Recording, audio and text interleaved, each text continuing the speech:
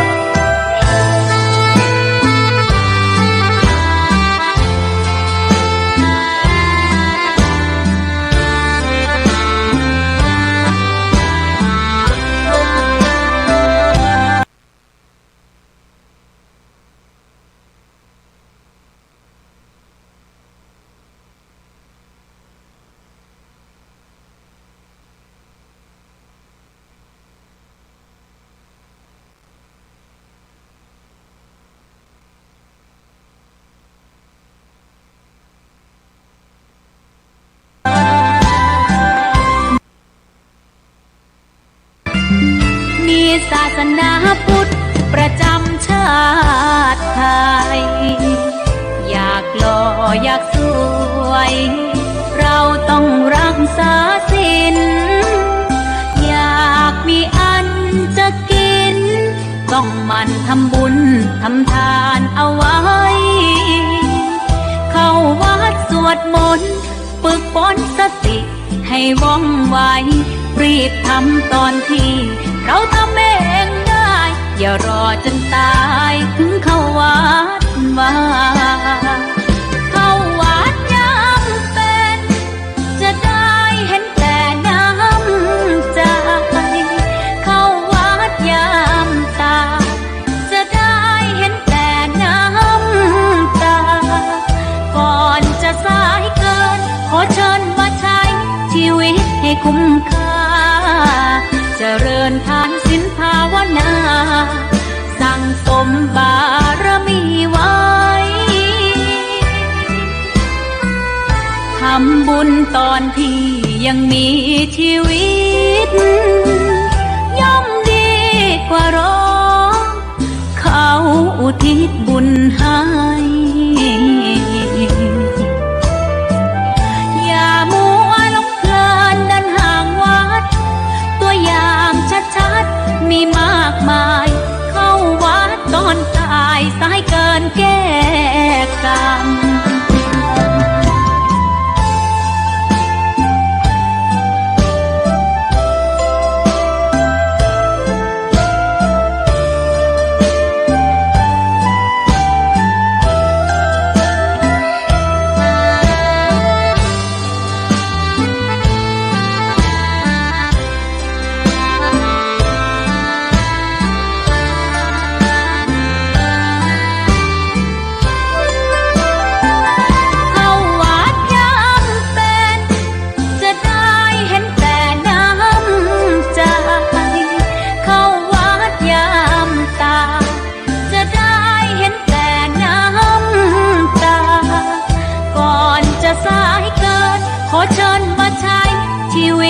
คุ้มค่า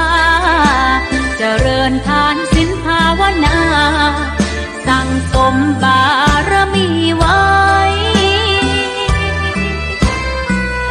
ทำบุญตอนที่ยังมีชีวิตย่อมดีกว่ารอเขาอุทิศบุญให้อย่ามัวหลงเพลินเดินห่างวัดตัวอย่างชัดๆมีมากมายเข้าวัดตอนตายสายเกินแก้กรรมเข้าวัดยามเป็นผลบุญหนุนนำเข้าวัดยามเป็นจะได้เห็นแต่น้ำใจเข้าวัดยามตายจะได้เห็นแต่น้ำตา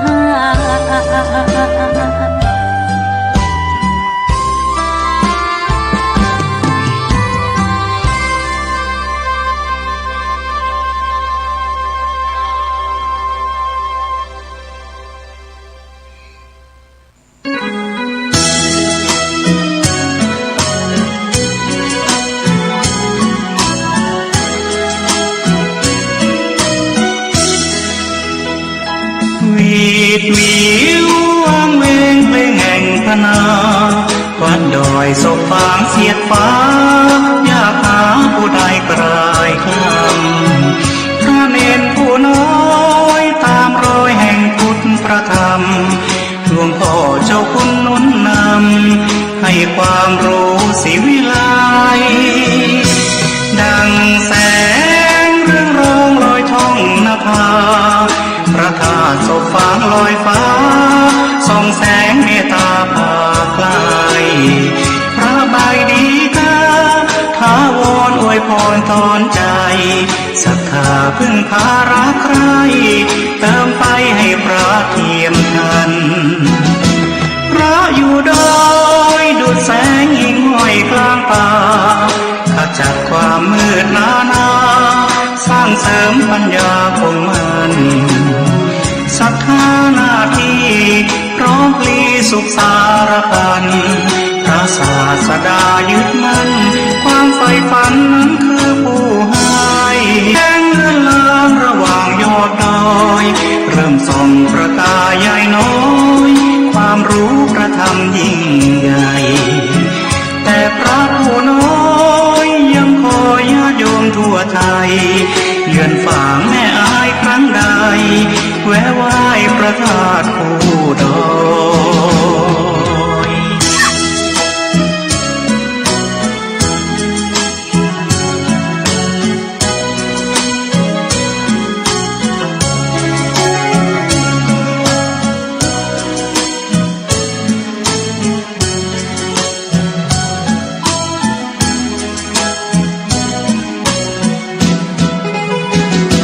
พระอยู่ดอยดุจแสงหิ่งห้อยกลางป่าขจัดความมืดนาสร้างเสริมปัญญาคงมันศรัทธาหน้าที่ร้องพลีสุขสารพันพระศาสดายึดมั่นความใฝ่ฝันนั้นคือผู้ให้จากแสงเลื่อนลางระหว่างยอดดอยเริ่มส่องประกายใหญ่น้อยความรู้ประธรรมยิ่งใหญ่แต่พระผู้น้อยยังคอยญาติโยมทั่วไทยเยือนฝางแม่อายครั้งใดแวะไหว้พระธาตุผู้ดอย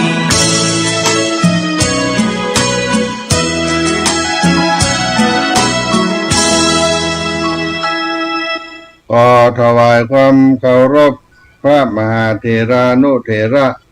ครูบาอาจารย์เจ้าทั้งหลายทุกตนทุกองค์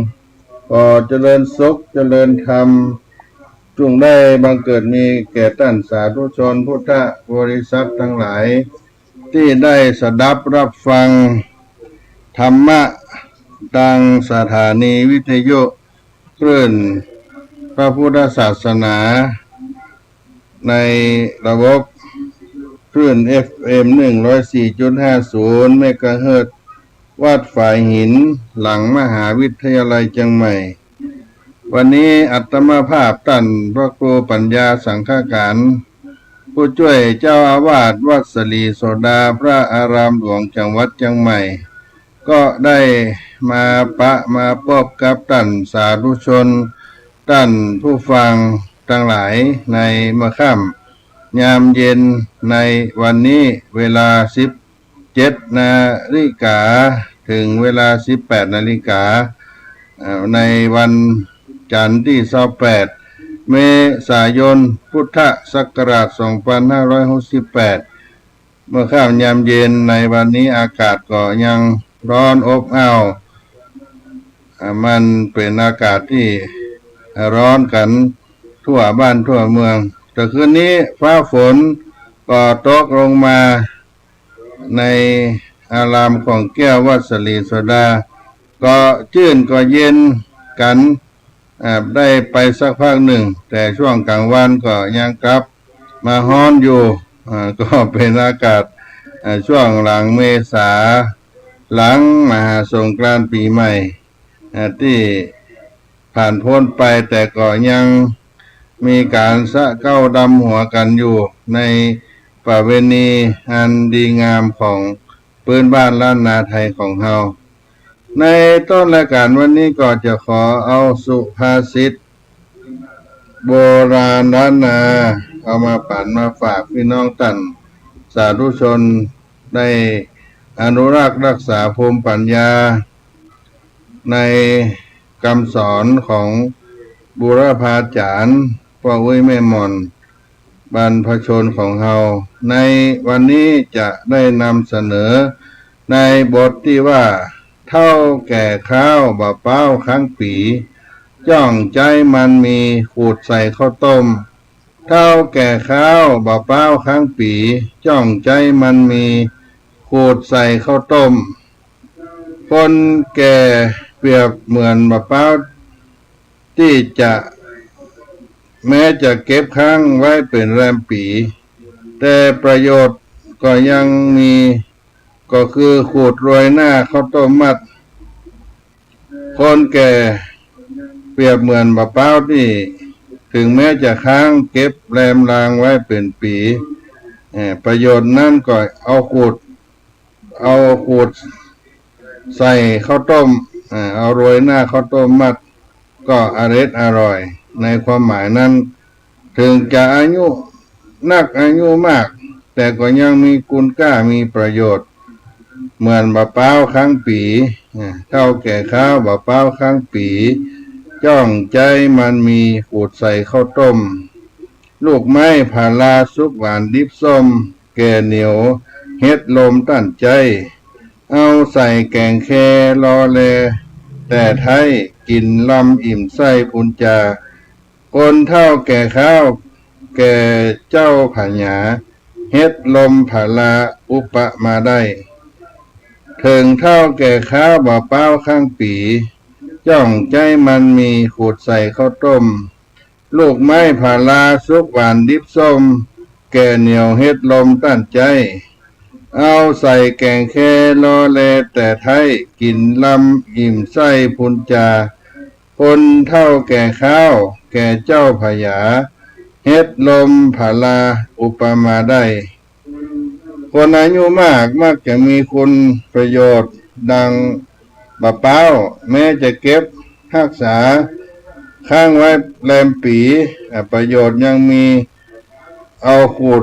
เนื้อมาโรยหน้าข้าวต้มที่เฮาแกะห่อตองออกมาแล้วหรือมาอั้นก็เหมือนผลไม้ถ้าเป็นผลดิบมักจะมีรสส้มรสเปรี้ยวแต่ผลสุกจะมีรสหวานหรือถ้าจะเปรียบเป็นเฮ็ดลมถึงจะแก่จะเหนียวก็ยังมีคนนำมาปรุงอาหารคือเอาใส่แกงแค่กินแล้วรำอร่อยคนมีอายุนั้นก็มากด้วยปัญญาอันเกิดจากประสบการณ์ที่สั่งสมเฮ็ดลมก็ดี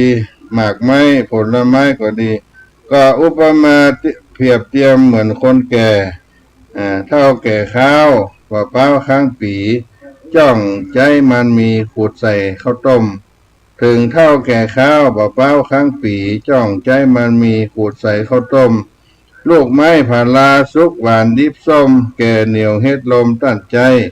เอาใส่แกงแค่รอแลแต่ไทยกินลำอิ่มไส้พุนจาคนเท่าแก่ข้าวแก่เจ้าพญาเฮ็ดลมผาลาอุปมาได้ก็เป็นสุภาษิตคำสอนโบราณล้านนาไทยเอามาปั่นมาฝากพี่น้องท่านคนฟังทั้งหลายในเมื่อค่ำยามเย็นในวันนี้เป็นวันจันทร์ที่28 เมษายน 2568 ในท่ามกลางความอบอ้าวของอากาศความเร่าร้อนก็ยังบ่จืดบ่จางหายไปเดี๋ยวถึงแม้ฟ้าฝนจะตกลงมาก็ยังร้อนกันอยู่นะร้อนขี้ฝนญาติโยมเสร็จจากปีใหม่แก้วพญาวันในเดือนเมษายนนี้ก็ตลอดเดือนสำหรับผู้ที่ยังบ่ตันบ่ทั่วบ่ถึงอาจจะมีภาระมีการมีงานในวัดในวาในบ้านในเรือนนึกบ่ตันนึกบ่ออกก็ยังไปสะเก้าดำหัวกันในช่วงเดือนเมษายนนี้ถ้าข้ามไปเดือนพฤษภาก็จะเข้าสู่ประเวณีขึ้นธาตุสลงน้ำธาตุต่างๆนานาก็หมดเสียงปีใหม่พญาวันไปดังนั้นก็เป็นสิ่งที่เฮาท่านทั้งหลายได้ช่วยกันอนุรักษ์รักษาปีใหม่เมืองสงกรานต์ล้านนาที่เฮาได้ผ่านพ้นไปในการประพฤติปฏิบัติตามปกติหนังสือก็ดีอาจจะคลาดเคลื่อนกันไปในปฏิทินของสากลเป็นวันหยุดทางราชการแต่เฮาก็เอามาผสมผสานกันญาติโยมทั้งหลายมันก็บ่มีความร้ายแรงอันใดนักทางราชการได้กำหนดเอาไว้คือเป็นวันหยุดวันสังขารล่องในวันที่13ต่างคณะสงฆ์คณะศรัทธาก็อนุวัตกันไปตามนั้นบางแห่งก็ยังยึดไปตามปฏิทินก็อนุโมทนาสาธุที่เฮาได้ทำกันได้เป็นคณะเป็นหมู่เป็นจุมทำเอาไปเพื่อสบายอกสบายใจปีใหม่เมืองตั้งแต่วันสังขารล่องวันสดเสียงใน ปีก็ผ่านพ้นไปก็ถือเอาเป็นวันที่13 เมษายนเป็นวันสังขารล่องทำความสะอาดบ้านเรือนที่อยู่อาศัยของเฮาในวันสังขารล่องก็เป็นวันอนามัยรักษาความสะอาดเพี้ยวบ้านเพี้ยวหอเพี้ยวเฮือนที่อยู่อาศัยแล้วก็อาบน้ำชำระร่างกายสะเก้าดำหัวตัวเก่าด้วยน้ำขมิ้นส้มปล่อยซึ่งเป็นน้ำบริสุทธิ์ถือว่าเป็นการชำระล้างสิ่งบดีบางามที่เป็นอัปมงคลให้ออกจากชีวิตของเราแล้วก็วันเนาหรือวันเน่าก็เป็นวันที่จะได้เตรียมดาสัพพะอาหารข้าวหวานต่างๆไปวัดไปวาแล้วก็มีการขนทรายเข้าวัดเตรียมกินเตรียมทานในวันพญาวันต่อไปแล้วก็เมื่อถึงวันพญาวันแล้วก็ไปทำบุญทานขันข้าวหาพ่อแม่หม่อนปู่ย่าตายายเฒ่าแก่ผู้อาวุโสที่เพิ่นล่วงลับขันไปแล้วก็ไปดำหัวขอขมาขอพรท่านในวันพญาวันที่เขาได้ล่วงล้ำกรรมขายก็ไปขอสุมาอาภัยซึ่งกันและกันแล้วก็เป็นวันที่ผู้อาวุโสได้พรแก่ลูกแก่หลานส่งน้ำพระเจ้าอาบน้ำพระเจ้าใส่บาตรหยาดน้ำฟังเทศน์ฟังธรรมตานเจดีย์ทรายตานเจาะตานตุงตานไม้ค้ำสลีต้นโพ อาบน้ำพระเจ้าส่งน้ำพระเจ้าเหล่านี้ก็เป็นบุญที่ได้ทำกันในวันพญาวันแล้วก็มาถึงวันปักปีถัดมามีการทำบุญสืบชะตาบ้านชะตาเมืองแล้วก็ไปรดน้ำดำหัวครูบาสังฆะครูบาอาจารย์ที่เขาเคารพนับถือวัดวาอารามต่างๆวันปักเดือนก็ถัดมาเป็นวันที่17ก็ทำบุญการรดน้ำดำหัวกันอยู่มีการปูชาเคราะห์ปูชาเทียนอย่างต่างๆที่ถือว่าเป็นมงคลในชีวิตก็ผ่านพ้นไปเพราะฉะนั้นศรัทธาญาติโยมปีใหม่ก็ข้ามล่วงพ้นไปได้มีความสุขมีการอิ่มบุญกุศลที่เขาได้พบปะกับคนเฒ่าคนแก่ผู้สูงอายุในบ้านในเฮือนของเขาเพื่อเป็นมังกรพญาดอกไม้ปีนี้ก็เป็นดอกเกศถวาเนาะดอกเกศถวาเป็นดอกพญาเอาเน็บหูเอาเป็นดอกไม้น้ำปีเอาเน็บมวยผมก็ถือว่าเป็นมังกรให้เกิดความมงคลในช่วงปีใหม่ที่เราท่านทั้งหลายได้ประพฤติปฏิบัติกันมาแต่เดิมแต่เก้าในการทำบุญทำกุศลผ่านพ้นไปเขาก็มีความสุขความสบายใจดังนั้นก็อนุโมทนาในส่วนของวัดสลีโสดาพระอารามหลวงที่ทุกท่านได้เข้ามาในขวางอนุสาวรีย์ครูบาเจ้าสลีวิจัยในช่วงเทศกาลปีใหม่เมืองเหนือได้มาสักการะบูชาครูบาเจ้าสลีวิจัยน้ำขมิ้นส้มปล่อยสละสลงทานผ้าบางสุขุนใส่บาตรพระประจำวันเกิดส่งน้ำพระประจำวันเกิดได้อุทิศถวายทานบูชาต่อครูบาเจ้าสลีวิจัยพร้อมกันนั้นก็ยังเป็นพระราชนาบุญกุศลให้เราได้เสวยผลในภายภาคหน้าที่ได้กินได้ทานในช่วงเทศกาลปีใหม่เมืองเหนือสงกรานต์ล้านนาก็ขออนุโมทนากับทุกท่านมาร่วมกินร่วมทานที่วัดสลีโสดาพระอารามหลวงจังหวัดเชียงใหม่ที่ขวางอนุสาวรีย์ครูบาเจ้าสลีวิจัยเพราะว่าอนุสาวรีย์ท่านเจ้าครูบาสลีวิจัยก็เป็นแห่งจุดหนึ่งที่นักแสวงบุญได้แสวงบุญแสวงธรรมกราบไหว้บูชาทั้งมาทัศนะในจังหวัดเชียงใหม่ที่ม่วนที่งานที่กินที่ทานโดยมีพระบรมธาตุเจ้าดอยสุเทพเป็นต้นเป็นประธานลงมาก็มาถึงครูบาเจ้าสลีวิจัยในเมืองก็มีวัดวาอารามต่างๆพระสิงห์หลวงวัดเจดีย์หลวงวัดเชียงมันเชียงยืนวัดที่เป็นมงคลวัดใจแง่มงคลก็ไปปล่อยสัตว์ปล่อยนกปล่อยปลาปล่อยลงน้ำขึ้นอากาศจะให้เป็นการให้อภัยแก่สัตว์ในวิถีชีวิตก็จะได้เจริญงอกงามไพบูลย์สืบไปก็ผ่านพ้นไปด้วยดีปีใหม่แก้วพญาวันได้มาเติงการจู้จอดหลอดเติงเฮาพี่น้องศรัทธาทั้งหลายในปี2568ที่ผ่านมาและก็อีกงานหนึ่งคือปล่อยหลวงวัดสลีโสดาพระอารามหลวงที่ได้รับการร่วมมือจากคณะศรัทธาพ่อแม่พี่น้องเฮาท่านทั้งหลายได้มากินมาทานในวัดสลีโสดามันเป็นปล่อยหลวงช่วงปีใหม่ถ้าได้จัดก่อนปีใหม่เมืองในช่วงต้นปีของปฏิทินสากลนี่เดือนธันวามกราคนก็อาจจะมานักกว่านี้แต่เจ้านี่คณะสถาบันธรรมดอกคำอำเภอป่าเปิ่นมาก็มาเล่ามาโอ้ว่าหลวงวัดสลีโสดาม่วนอกม่วนใจได้มาตานหัววัดได้เอาจ้างฟ้อนเอากองมาโชว์มาตีมาแห่ เป็นผู้ท่าปุจจาแล้วก็ม่วนงานไปเพิ่นก็มาเล่าให้ฟังว่ามาปล่อยหลวงวัดสลีโสดาเป็นม่วน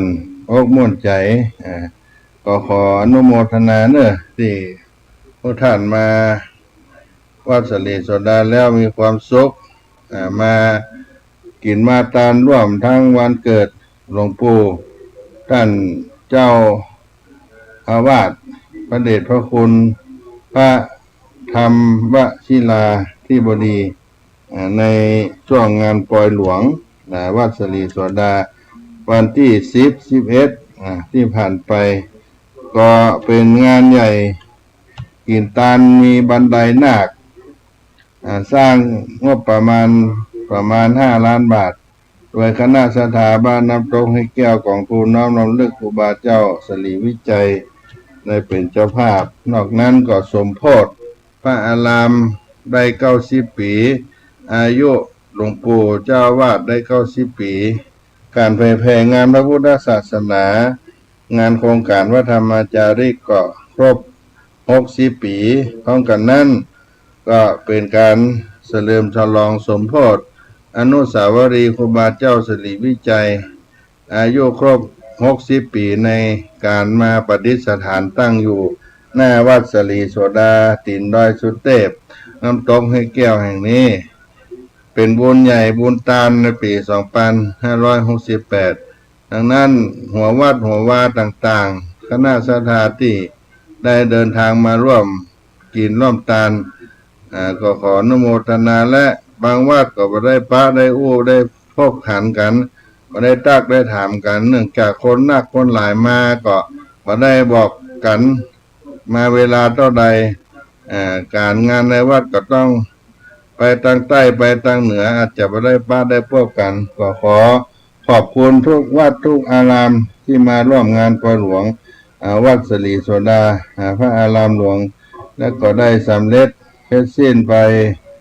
ด้วยดีในการกินการทานในครั้งนี้ในนามของวัดสลีโสดาพระอารามหลวงก็ขออนุโมทนาครูบาอาจารย์ในฝ่ายวัดวาอารามคณะศรัทธาชาวบ้านทุกแห่งที่ได้ร่วมด้วยช่วยกันได้สำเร็จเสร็จสิ้นไปบางท่านก็มาทำบุญถวายน้ำดื่มถวายข้าวสารเตรียมปล่อยหลวงก็มีศรัทธาบ้านน้ำตกให้แก้วเป็นกันศรัทธาเก้าพี่น้องศรัทธาที่มาร่วมตานตลอดวัน8 โมงถึง18 นาฬิกาเอาข้าวสารอาหารแห้งมาตานพืชผักผลไม้พี่น้องบนดอยก็มากันนักเอาพืชผักกันปลูกในสวนในไร่ในวิธีการเกษตรเอามาบางที่เอามาเป็น4-5 การลดแล้วก็เอามาแจกศรัทธาญาติโยมด้วยที่มาร่วมงานก็ติ้วผักสดผลผลิตจากบนดอยโดยเฉพาะอำเภอฮอดอำเภออมก๋อยอำเภอสำเมืองที่ใกล้ๆก็ลังไหลกันเอาใส่รถมาเพื่อได้แจกเป็นโรงทานพักผลไม้ให้กับผู้ที่ได้มาร่วมงานในวัดสลีโสดาแห่งนี้นั่นก็เป็นสิ่งที่เกิดความสมานสามัคคีจนเจือช่วยเหลือซึ่งกันได้มากินมาทานในงานอนุโมทนาคณะสงฆ์คณะศรัทธาทุกท่านโดยเฉพาะจ้างฟ้อนแต่ละวัดที่มาตามเพื่อนก็เอามาฟ้อนโชว์เอามาเปี้ยมาโชว์คนทั้งหลายได้หันก็มีการถ่ายทอดโซเชียลออกไปทั่วโลกคนที่มาได้มาก็ได้มีใจยกมือสาธุการร่วมกินร่วมทานด้วยกันณวัดสลีโสดาพระอารามหลวงคณะแม่บัวลันจำปาอิมนายโกศินทร์จำปาอิมก็พิบูลได้นำคณะมาก็พิบูลแม่ฟองจันทร์จากบ้านบอกกลางหมู่2สังกับแปลงเพิ่นก็มาบ่อยครั้งเพิ่นก็ฟังวิทยุของอาตมาภาพ ที่ได้ออกอากาศไปแล้วก็ครูบาอาจารย์ตัวอื่นๆไปได้สดับรับฟังก็ติดตามมาให้การมีงานอย่างใดก็ได้มาร่วมอนุโมทนาในการทำบุญที่วัดสลีโสดานี้ก็ขออนุโมทนาก็พากันสักกรรมเนาะเพื่อญาติโยมได้รับคีตะเสียงธรรมในรายการวัดสลีโสดาเสียงธรรมพระ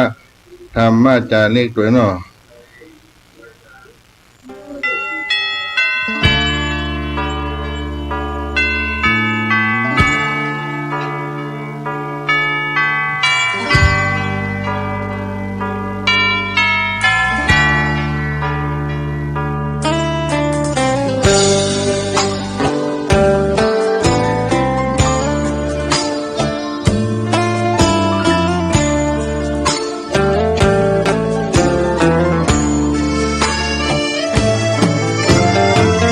เชิญชวนทุกท่านเข้าวัดเข้าวาฟังธรรมะจากหลวงตาเสริมชีวาให้สุขสดใสยึดมั่นหลักธรรมคำสอนไว้ให้ขึ้นใจความดีรีบทำกันไว้หญิงชายอย่าได้นายนี้เชิญชวนทุกท่านเข้าวัดเข้าวาทำบุญด้วยจิตศรัทธาบุญพาให้เราสุขีจะทำการใดนำใช้ในสิ่งดีดีทำบุญให้ทานวันนี้ไม่มีใครว่าใครชังสมัยก่อนประทับใจปู่ย่าตายายวันพระไม่เคยเบื่อหน่ายจำได้ไม่ลืมสักครั้งเหตุใดวันนี้มีคนเข้าวัดน้อยจังอยากให้เหมือนก่อนอีกครั้งฝากความหวังกับคนรุ่นใหม่เชิญชวนทุกท่านเข้าวัดเข้าวารับศีลรับพรหลวงตาเสริมคุณค่าให้กับจิตใจกระทำความดีเรื่องนี้ไม่ต้องอายใครว่างจากการงานเมื่อใดเชิญชวนท่านไปทำบุญ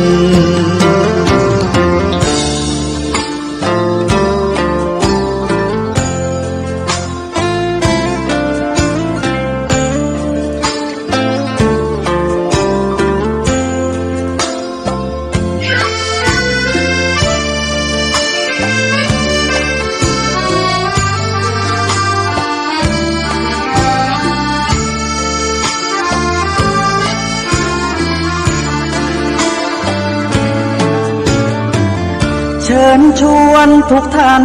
เข้าวัดเข้าวารับศีลรับพรหลวงตาเสริมคุณค่าให้กับจิตใจกระทำความดีเรื่องนี้ไม่ต้องอายใคร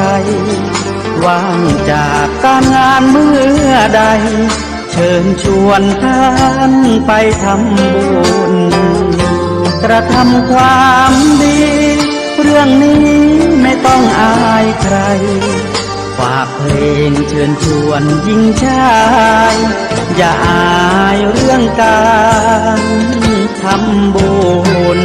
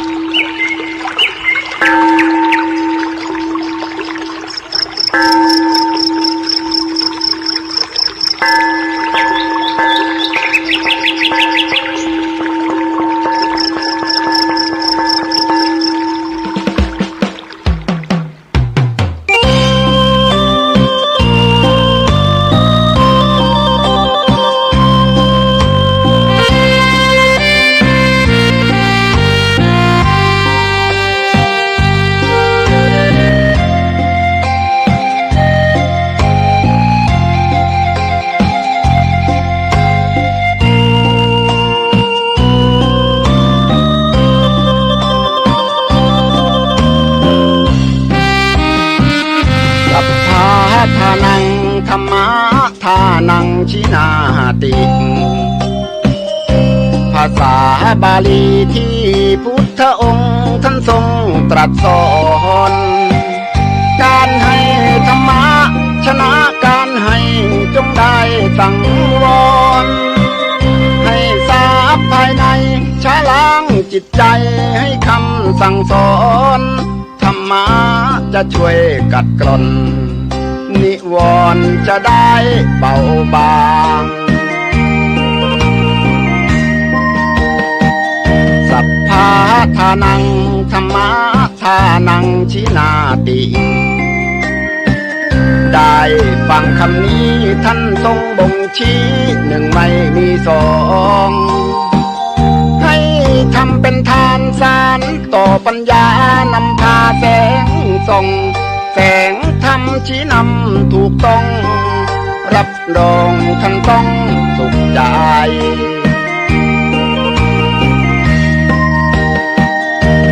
โลภโกรธหลงปลงเสียบ้างมาสร้างกุศลอย่าหลงวังวนคิดสร้างกุศลผลบุญยิ่งใหญ่ร่ำรวยล้นฟ้าจำไว้เถิดว่าไม่ช้าต้องตาย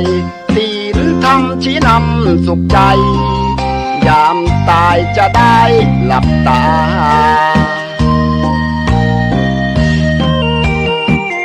สัพพะ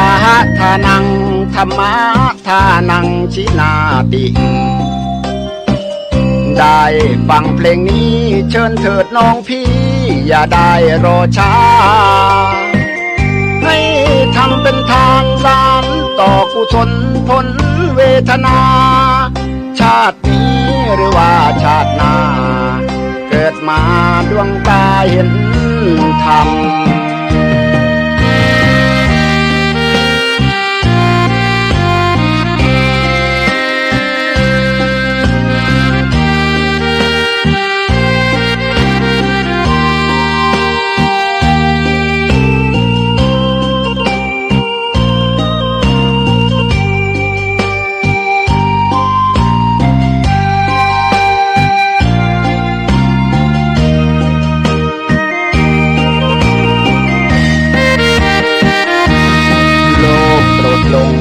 ลงเสียบ้างมาสร้างกุศล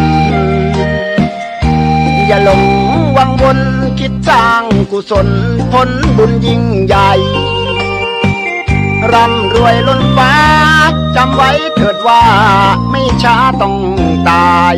ศีลธรรมชี้นำสุขใจยามตายจะได้หลับตา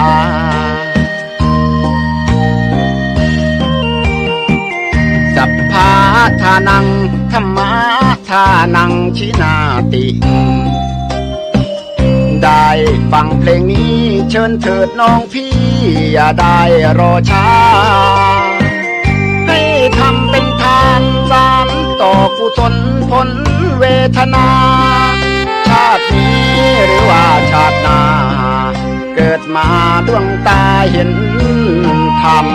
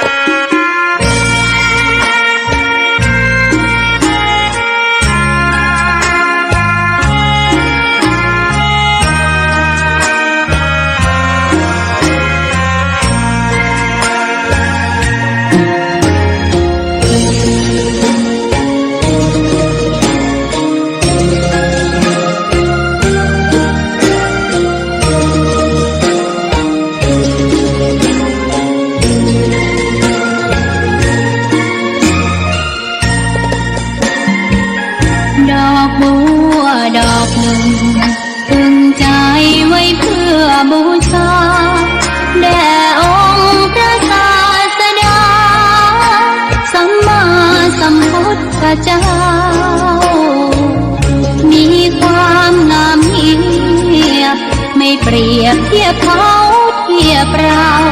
ใครมองไม่งามช่างเขาแต่เจ้าก็คือดอกบัวด้วยความสัตย์ซื่อยึดถือความดีเป็นหลักใครรักไม่รักก็ไม่จงปลักมองมัวเมื่อโผล่พ้นน้ำก็เห็นความงามในตัว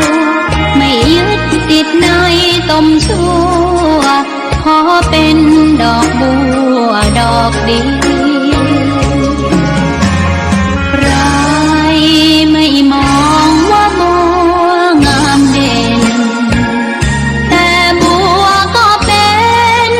ดอกบัวทุกวันอย่างนี้ไม่อยากเด่นดังแต่มุ่งหวังในทางเด่นดีเกิดมาเพื่อสร้างบารมีถวายชีพนี้บูชา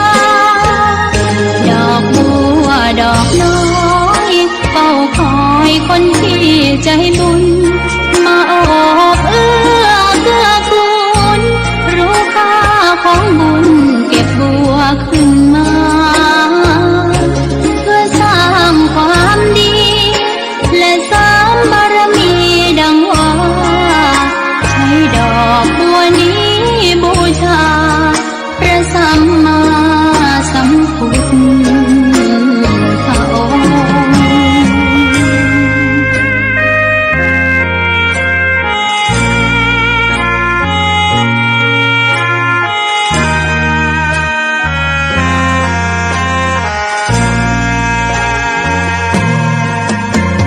ใครไม่มองว่าบัวงามเด่นแต่บัวก็เป็นดอกบัวทุกวันอย่างนี้ไม่อยากเด่นดังแต่มุ่งหวังในทางเด่นดีเกิดมาเพื่อสร้างบารมีถวายชีพนี้บูชาดอกบัวดอกน้อยเฝ้าคอยคนที่ใจบุญมาโอบเอื้อเกื้อกูลรู้ค่าของบุญเก็บบัวขึ้นมาเพื่อสร้างความดีและสร้างบารมีดังว่าใช้ดอกบัวนี้บูชาพระสัมมาสัมพุทธองค์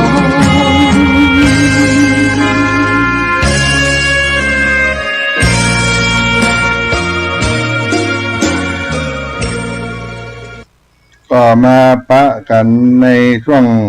ที่สองของรายการเสียงธรรมวัดสลีโสดาพระอารามหลวงจังหวัดเชียงใหม่ โดยอาตมาภาพท่านพระครูปัญญาสังฆการหรือท่านพระครูพรหมินทร์เป็นตัวแทนคณะสงฆ์คณะพระธรรมจาริกวัดสลีโสดาพระอารามหลวงโครงการพระธรรมจาริกมาพบกับพี่น้องท่านคนฟังทั้งหลายในวันนี้ช่วงเดือนเมษาหลังจากเสร็จงานส่งน้ำอนุสาวรีย์ครูบาเจ้าสรีวิจัยก็ได้เดินทางไปจังหวัดเชียงรายไปจังหวัดแม่ฮ่องสอนไปจังหวัดแพร่ในงานศาสนางานพระธรรมจาริกที่จังหวัดเชียงรายนั้นพระเดชพระคุณท่านอาจารย์เจ้าคุณพระธรรมวชิราธิบดีประธานคณะพระธรรมจาริกเจ้าอาวาสวัดเบญจมาบพิตรดุสิตวนาราม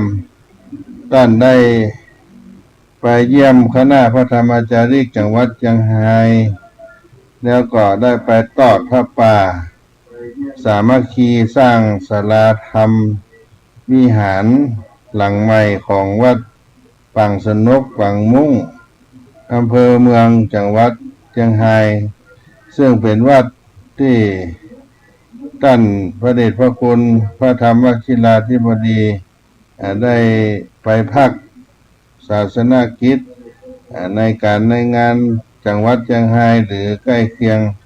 จะเป็นสถานที่พักก็ได้เป็นเป็นประธานสร้างศาลาวิหารหลังใหม่นี้เพื่อใช้ศาสนาประโยชน์ของคณะศรัทธาคนที่ไปกินประทานสามารถนั่งได้ถึง300 400 500ลูกคนก็เป็นศาลาหลวงตอนนี้มีการจะมุงหลังคาแต่ต้องขึ้นเครื่องขึ้นแปะขึ้นจองขึ้นก่อนกั้นฝ้ามุงเมทัลชีตก็ไปทอดพระป่าศาลาที่จะทำก็จะใช้งบประมาณสัก1,500,000เฉพาะมุงหลังคาขึ้นเครื่องก็ไปทอดพระป่าสามัคคีกำลังรวบรวมปัจจัยในเบื้องต้นก็ได้900,000 กว่าบาทแต่ว่าจะมีศรัทธาญาติโยมได้ร่วมบริจาคทางบัญชีการรับบริจาคก็ยังสรุปผลยอดที่จริงยังบ่ได้เด้อเพราะฉะนั้นก็ได้ไปตั้งแต่วันที่23 24 25 3 วันแล้วก็ได้มีคณะพระธรรมจาริกได้มากราบมาปรึกษาหารือกับงานที่พัฒนางานพระธรรมจาริกจังหวัดเชียงรายก็มีพระเดชพระคุณพระธรรมวชิราธิบดีประธานคณะพระธรรมจาริกท่านพระครูปัญญาสังฆการรองประธานคณะพระธรรมจาริกท่านพระครูปรัชฉันทวัฒน์ให้ไปร่วมกันมีท่านพระครูอุปถัมภ์ศิลปาคมท่านพระครูเจ้าวาดวัดปังสนุกบ้านปังมุ่งเป็นเจ้าวาดได้ถวายการต้อนรับเพราะฉะนั้นการทอดพระป่ามีคุณสุกัญญาคุณกุ้งคุณแต้มซึ่งเป็นเจ้าภาพจากกรุงเทพได้นำกัลยาณมิตรกัลยาณธรรมรวบรวมปัจจัยเพื่อจะได้สร้างศาลาวิหารหลังใหม่พระธรรมวชิราธิบดีสำเร็จให้เป็นสาธารณประโยชน์กับวัดวาอารามสืบไปก็ยังหมดแล้วเสียดีมีแห่งหลายอย่างที่จะทำถ้าขึ้นมุงหลังคาแล้วก็สามารถลบแดดลบฝนได้ทำบุญกินทานได้เพราะฉะนั้นการบุญหลวงใหญ่ครั้งนี้ก็จะต้องพลังสามัคคีได้ช่วยเหลือจุนเจือกันไว้เป็นอย่างมากเสร็จจากนั้นแล้วก็เดินทางไปจังหวัดแม่ฮ่องสอนอำเภอแม่เสรียงบ้านพี่น้องเจ้าเขาที่โครงการบรรพชาประสมบทหมู่ภาคดูร้อนโดยมีพระเดชพระคุณพระธรรมวชิราธิบดีเป็นประธานสงฆ์และอุปชาสำหรับสามเณรภาคดูร้อนและก็มีการอุปสมบทพระภิกษุแห่ง7 รูปซึ่งในสำนักงานพระธรรมจาริกจังหวัดแม่ฮ่องสอนก็มีท่านพระครูยานนะสัมปยุตได้เป็นหัวหน้าสำนักงานจังหวัดคณะพระธรรมจาริกจังหวัดแม่ฮ่องสอนอาจารย์พระครูอนุสรณ์ชัยคุณหรือท่านอภิชัยได้ต้อนรับทางคณะสงฆ์ศรัทธาญาติโยมทั้งหลายมากินมาทานกันเป็นจำนวนมากน่าเป็น1,000 คนได้บวชสามเณร50 รูปอุปสมบทพระภิกษุอีก7 รูปในวันที่26ณวัดศพหารเหนืออำเภอแม่เสลียงจังหวัดแม่ฮ่องสอนนี่ก็เป็นโครงการที่ร่วมด้วยช่วยกันของพระธรรมจาริกคณะสงฆ์อำเภอแม่เสลียงคณะสงฆ์ตำบลบ้านกาดที่ได้ร่วมด้วยช่วยกัน จัดงานบวชภาคฤดูร้อนในครั้งนี้สำเร็จรุ่ล่วงไปด้วยดีแล้วก็มีพิเศษการอุปสมบทมีคณะซอของจันทิพย์จอมทองไปซออุ้มงานตลอดวันในการวันประชาอุปสมบทในวัดโสภาเหนืออำเภอแม่สนเดียงจังหวัดแม่ฮ่องสอนได้สำเร็จรุ่ล่วงไปด้วยดีเพราะฉะนั้นการบวชก็ได้ปฏิบัติธรรมไปถึงวันที่20เมษายนคณะที่ได้บวชทุกรูปก็จะได้โปรดศรัทธาญาติโยมไปถึงวันที่10พฤษภาคมญาติโยมก่อนวิสาขบูชาวันนั้นก็อนุโมทนากับทุกท่านที่ได้ร่วมบุญด้วยกันอันนี้ส่งการบวชก็จะให้แก่ตัวผู้ได้เป็นผู้บวชแล้วก็ญาติของผู้บวชแล้วก็ประโยชน์เพื่อนมนุษย์สัตว์โลกทั้งหลายที่ได้รับร่วมกันอันนี้ส่งข้อที่หนึ่งในตัวของคนบวชก็จะได้รับสิ่งใหม่ๆเข้ามาในชีวิตและดีที่สุดที่เขาได้รับก็คือการได้บรรพชาได้อุปสมบทนั่นเองทั้งการบวชครั้งนี้ก็ได้บวชเป็นการถวายเป็นพระราชกุศลในพระบาทสมเด็จพระเจ้าอยู่หัวและก็ สมเด็จพระกนิษฐาธิราชเจ้าด้วยเนาะญาติโยมทั้งหลายเพราะฉะนั้นก็ขอให้ญาติโยมที่ได้ร่วมบุญด้วยกันได้รับอานิสงส์แล้วก็ได้ถวายเป็นพระราชกุศลในครั้งนี้ในการที่ได้ทำกับพี่น้องบนราษฎรพื้นที่สูงเพื่อนได้มาร่วมกินร่วมทานกันมากมายกายกองพี่น้องปากยอพี่น้องไทยใหญ่พี่น้องคนพื้นราบคนเมืองเนี่ยมาร่วมกันนัก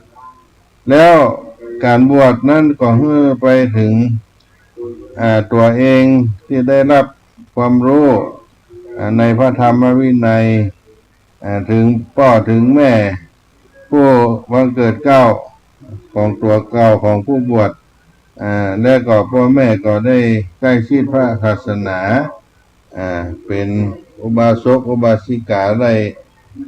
กินได้ทานได้ใกล้ชิดพระศาสนาและก็เป็นผู้สืบทอดอายุพระพุทธศาสนาสำหรับผู้ที่บวชให้เป็นทายาทของพระพุทธศาสนาศึกษาเล่าเรียนพระธรรมวินัยแล้วก็จะต้องเผยแผ่ธรรมแก่ผู้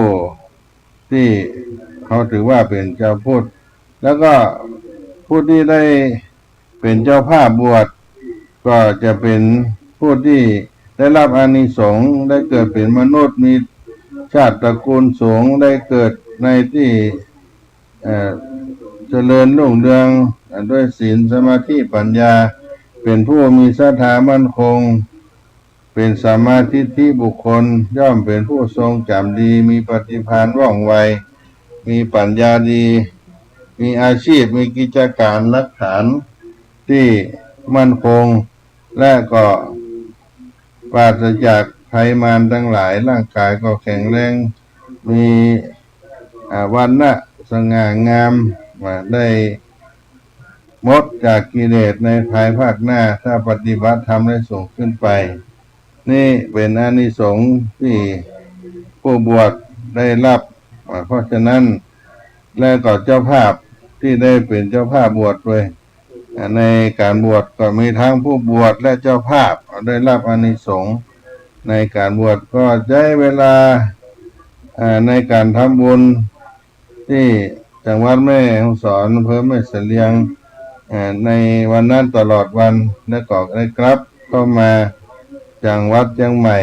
เพื่อจะได้เดินทางเตรียมตัวไปกรุงเทพไปวัดเบญจมาบพิตรต่อไปแล้วก็อาตมาภาพก็ได้ไปเยี่ยม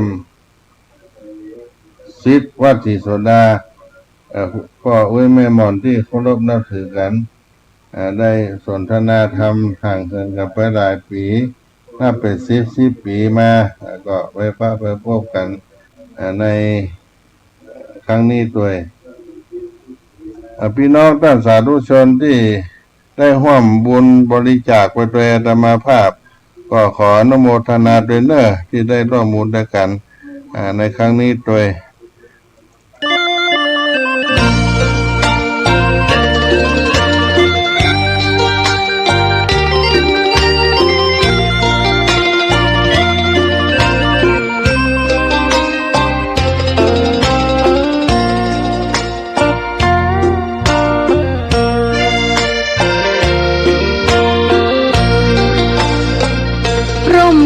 ไหนเล่า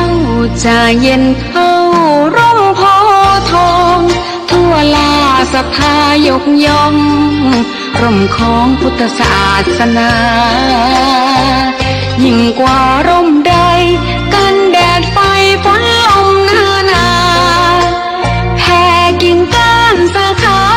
ปกคลุมประชาทุกชีวิตเย็นใดไหนเล่าจะเทียมเท่าเย็นใจพระธรรมที่ทรงตรัสไว้เป็นความจริงใสตรัสไว้ด้วยดีผู้ทำเห็นเองไม่จำกัดการเวลานาทีผิดถูกแค่กันตรงนี้จะไม่มีเรื่องราวก่อกวนพุทธศาสนาเชื่อมมากับเมืองสยามวัดบ้านโรงเรียนเขตคามปฏิบัติตามแม่ยามเรรวนคิดทำสิ่งใดเป็นไปเพื่อประโยชน์ทั้งมวลทำดีละสิ่งยั่วยวนขนึงครวญทางสายกลางชนะในเล่าจะเทียมเท่าชนะตนยิ่งใหญ่ในทุกแห่งหนยิ่งกว่าชนะคนในสงครามไม่มีกลับแพ้ไม่มีเรื่องแย่มาลุกลามประพฤติปฏิบัติตามองค์สัมมาสัมพุทธเจ้า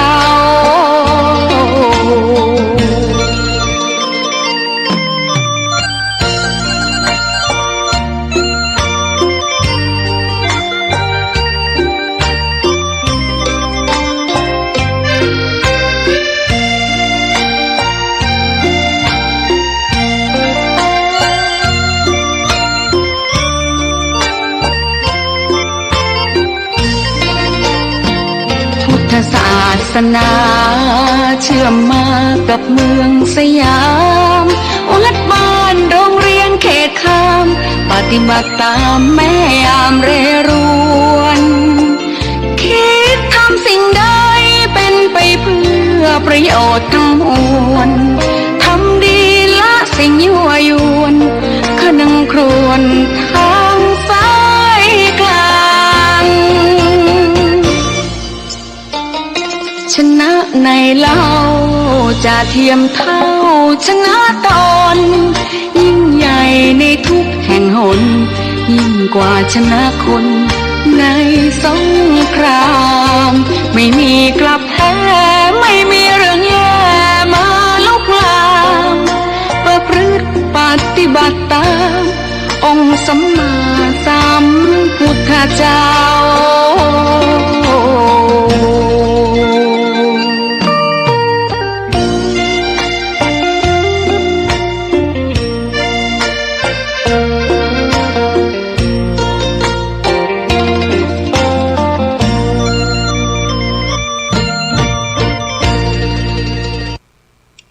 มาถึงช่วงท้ายรายการ